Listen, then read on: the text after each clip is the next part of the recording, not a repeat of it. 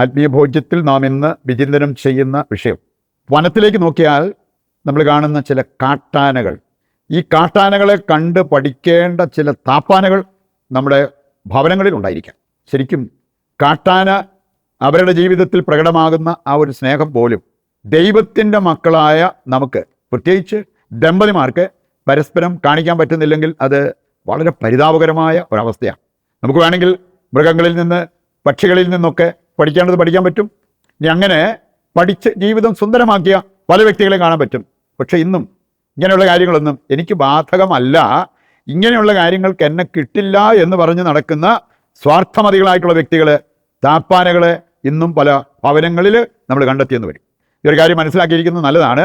നമുക്ക് തിരുത്തേണ്ടത് തിരുത്തുവാൻ സാധിച്ചാൽ, ഇല്ലെങ്കിൽ തന്നെ ഇങ്ങനെയുള്ള വ്യക്തികളെക്കുറിച്ച് അറിയാവുന്നവർ അവർക്ക് വേണ്ടി ത്യാഗമെടുത്ത് പ്രാർത്ഥിക്കാൻ തയ്യാറാകുമ്പോൾ പല ജീവിതങ്ങളെയും കർത്താവ് തൊട്ട് അവരെ മാനസാന്തരത്തിലേക്ക് വരുന്നത് നമുക്ക് കാണാൻ പറ്റും. ഒരു ജോസഫ് ഏട്ടൻ, അദ്ദേഹം സൂചിപ്പിച്ച ഒരു കാര്യം, അദ്ദേഹം ജീവിച്ചിരിപ്പുണ്ടോ ഇല്ലോ എന്നെനിക്കറിയില്ല. ഇനി അദ്ദേഹം സൂചിപ്പിച്ചത്, ഞങ്ങളൊരു ദരിദ്ര കുടുംബത്തിലെ അങ്ങനെ ജീവിച്ച് വളർന്ന വ്യക്തികളാണ്. അതിനുശേഷം എൻ്റെ മകൻ വിദേശത്ത് പോയപ്പോഴാണ് സാമ്പത്തികമായിട്ട് ഞങ്ങൾക്ക് ഇച്ചിരി പുരോഗതി ഉണ്ടായി. പഴയ വീടൊക്കെ പൊളിച്ചു പണിത് പുതിയൊരു വീടായി, നല്ല സൗകര്യമുള്ള വീട്. ഇന്നിപ്പം ആർക്കും വിദേശികൾ വന്നാൽ പോലും അവർക്ക് ആവശ്യത്തിനുള്ള സൗകര്യം ഞങ്ങളുടെ വീടിനുണ്ട്. പക്ഷേ ഈ മനുഷ്യൻ സൂചിപ്പിച്ചൊരു കാര്യം, ഞാൻ ആ പഴയ വീട്ടിലിരുന്ന് പ്രാർത്ഥിച്ചപ്പോൾ എനിക്കുണ്ടായിരുന്ന സുഖം, ഞാൻ ആ പഴയ വീട്ടിലിരുന്ന് ഭക്ഷണം കഴിച്ചപ്പോൾ എനിക്കുണ്ടായിരുന്ന സുഖം, ഞാൻ ആ പഴയ വീട്ടിൽ കിടന്നപ്പോൾ എനിക്ക് കിട്ടിയ സുഖനിദ്ര, അതൊന്നും ഈ പുതിയ വീട്ടിൽ എനിക്ക് ഉണ്ടായില്ല. എൻ്റെ കണ്ണ് തുറപ്പിച്ച ഒരു സംഭവമാണ്. ഇന്ന് പലരും വിചാരിക്കുന്നത് നമുക്ക് വലിയ വീടില്ല, സൗകര്യങ്ങളില്ല, ബാക്കിയുള്ളവർക്കുള്ള ജീവിത സൗകര്യങ്ങൾ, വാഹന സൗകര്യം, ഇതൊന്നുമില്ല, റോഡ് സൗകര്യമില്ല, ഇതെല്ലാമാണ് എനിക്ക് സന്തോഷമില്ലാത്തത് എന്ന് ചിന്തിക്കുന്ന വ്യക്തികളുണ്ട്. അവർക്കൊക്കെ എന്ത് സുഖമാണ്, അവർക്കൊക്കെ ഇതെല്ലാം ഉണ്ട്. ഇങ്ങനെയെല്ലാം കമൻറ്റ് പാസ്സാക്കുന്ന വ്യക്തികളെ നമ്മൾ ഈ ജോസഫ് ഏട്ടൻ്റെ ആ ഒരു സാക്ഷ്യത്തിൽ നിന്നും ചില കാര്യങ്ങൾ മനസ്സിലാക്കിയിരിക്കുന്നത് നല്ലതാണ്.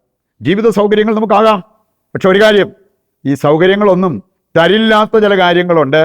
യഥാർത്ഥമായ സന്തോഷം, യഥാർത്ഥമായ സമാധാനം അത് വലിയൊരു കെട്ടിടത്തിനോ വിലപിടിപ്പുള്ള വാഹനത്തിനോ തരാൻ പറ്റുന്നതല്ല എന്ന ആ ഒരു യാഥാർത്ഥ്യം നമ്മൾ തിരിച്ചറിയണം.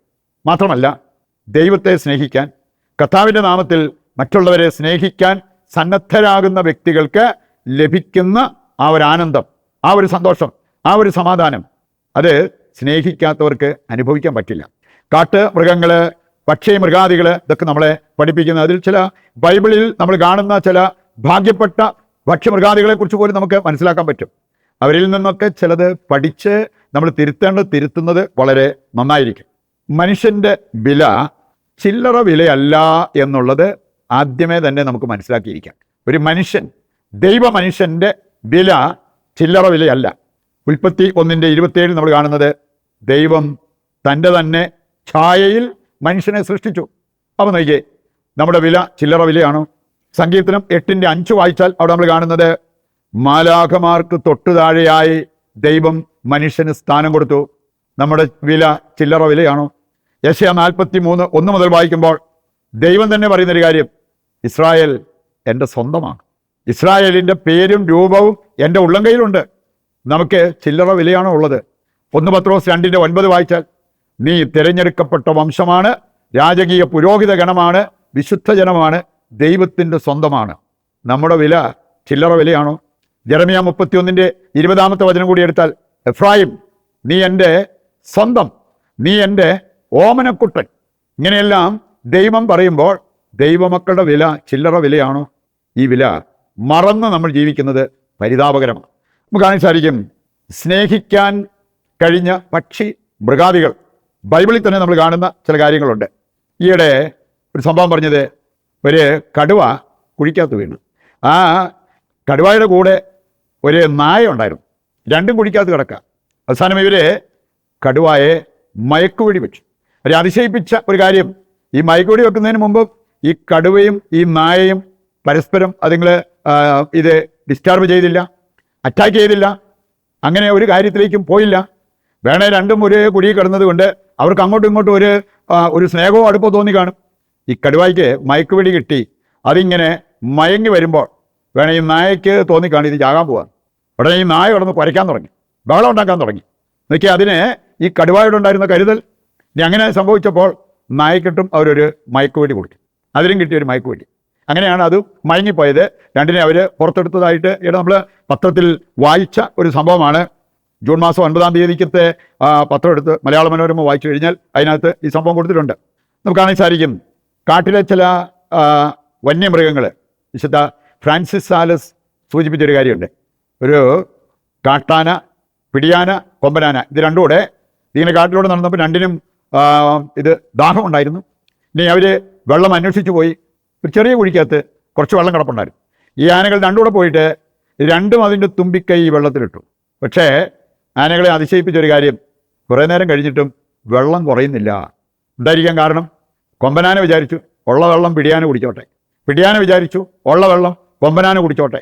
നോക്കി, അത് നിങ്ങൾക്ക് പരസ്പരം സ്നേഹിക്കാൻ സാധിച്ചത് വെറുതെ അല്ല. വിശുദ്ധ ഫ്രാൻസിസ് സാലസ് സൂചിപ്പിക്കുന്ന ഒരു കാര്യം, ദമ്പതിമാരെ, നിങ്ങൾ ഈ ആനകളിലേക്ക് നോക്കിയാൽ നിങ്ങൾക്ക് നല്ല ഗുണപാഠം അവിടെ നിന്ന് കിട്ടും. അദ്ദേഹം സൂചിപ്പിച്ചൊരു കാര്യം, ഈ ആനകളുടെ ഒരു പ്രത്യേകത, 3 വർഷത്തിലൊരിക്കലാണ് ഒരു കൊമ്പനാന പിടിയാനയെ കൂട്ടി ഒരു രഹസ്യ സങ്കേതത്തിലേക്ക് പോയി ഇണചേരുക. അതും അങ്ങേറ്റം പോയ 5 ദിവസം.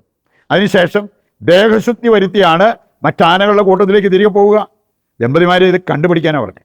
എന്ന് പറഞ്ഞാൽ നമ്മൾ ഈ ഒരു മേഖലയിൽ എത്രമാത്രം ശ്രദ്ധാലുക്കളായിരിക്കണം, ആത്മനിയന്ത്രണം പാലിക്കാനായിട്ട് നമുക്ക് സാധിക്കണം എന്നുള്ള ആ ഒരു സന്ദേശമാണ് വിശുദ്ധ ഫ്രാൻസിസ് സാലസ് പങ്കുവച്ചിട്ടുള്ളത്.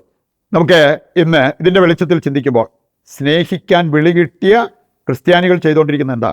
നമ്മുടെ ചുറ്റുപാട് നോക്കിയാൽ, ഒരുപക്ഷെ നമ്മുടെ കുടുംബത്തിലേക്ക് നോക്കിയാൽ, നമ്മുടെ വ്യക്തി ജീവിതത്തിലേക്ക് നോക്കിയാൽ ചില കാര്യങ്ങളൊക്കെ നമുക്ക് മനസ്സിലാക്കാവുന്നതേ ഉള്ളൂ.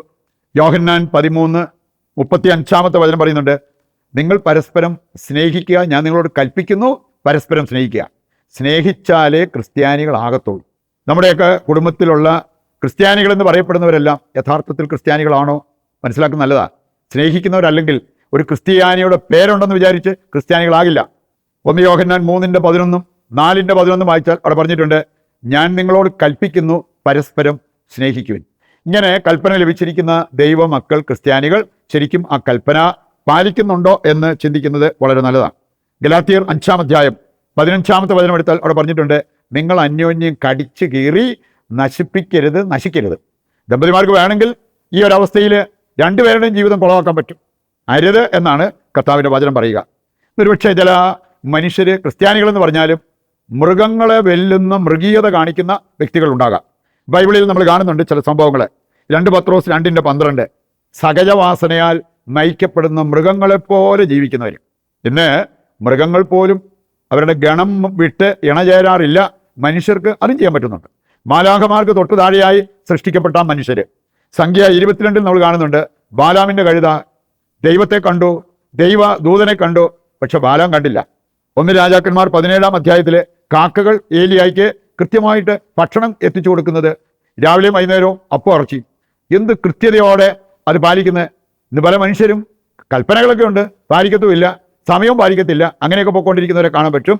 ഈ പക്ഷിമൃഗാദികളിൽ നിന്ന് നമ്മൾ പഠിക്കേണ്ടതായിട്ടുള്ള പല കാര്യങ്ങളുണ്ട്.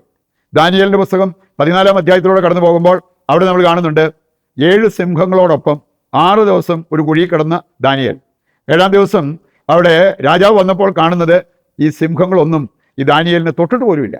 കർത്താവിൻ്റെ ദൂതൻ അവരുടെ വായടച്ചു എന്ന് പറഞ്ഞാൽ കർത്താവിൻ്റെ ദൂതൻ കൽപ്പിച്ചതുപോലെ ആ മൃഗങ്ങൾ അനുസരിച്ചു എന്നുള്ളതാണ് നമ്മൾ അവിടെ മനസ്സിലാക്കുക. പ്രിയപ്പെട്ടവരെ, ഈ കാര്യങ്ങളെല്ലാം ഹൃദയത്തിലേക്ക് ഏറ്റെടുത്തുകൊണ്ട് നമുക്ക് മൃഗങ്ങളെക്കാൾ ദൈവമക്കളായിട്ട് ജീവിക്കാൻ പറ്റണം. ആ മൃഗങ്ങളിൽ നിന്നും പഠിക്കേണ്ടത് പഠിച്ചിട്ട് ദൈവമക്കളുടെ പദവിയിലേക്ക് നമ്മുടെ ജീവിതത്തെ ഉയർത്താൻ വേണ്ട കൃപയ്ക്കായി ദൈവത്തോട് പ്രാർത്ഥിക്കാം. ഒരു കോമൺ നിയോഗമായിട്ട് നമ്മളിന്ന് വയ്ക്കുന്നത്, സ്നേഹിക്കാൻ കഴിയാത്ത ദമ്പതിമാർ അവരുടെ മാനസാന്തരത്തിന് വേണ്ടി ദൈവത്തോട് പ്രാർത്ഥിക്കാം. ഇന്നിൻ്റെ എല്ലാ പ്രാർത്ഥനാ നിയോഗങ്ങളും നിശബ്ദതയിൽ ദൈവകരങ്ങളിൽ ഏൽപ്പിക്കാം. കർത്താവ് നമ്മുടെ എല്ലാ ആവശ്യങ്ങളും നിറവേറ്റി നമ്മെ അനുഗ്രഹിക്കും എന്നുള്ള ആ ഒരു ശുഭാപ്തി വിശ്വാസത്തോടെ ദൈവത്തെ സ്തുതിച്ചുകൊണ്ട് ദിവ്യകാരുണ്യത്തിൻ്റെ ആശീർവാദം നമുക്ക് സ്വീകരിക്കാം. യേശുവേ നന്ദി, ഹല്ലേലൂയ. കർത്താവേ, ഞങ്ങളുടെ എല്ലാ പ്രാർത്ഥനാ നിയോഗങ്ങളും അവിടുന്ന് സ്വീകരിക്കണമേ. ഞങ്ങൾക്ക് നന്മയാകുന്നത് നൽകി അനുഗ്രഹിക്കുവാൻ തിരുവുള്ളമാകണമേ. യേശുവേ നന്ദി, യേശുവേ സ്തുതി.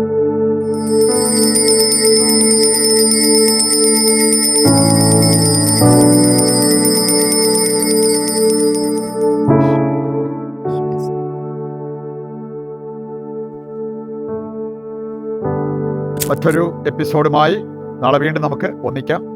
ദൈവം നിങ്ങളെ സമൃദ്ധമായി അനുഗ്രഹിക്കട്ടെ.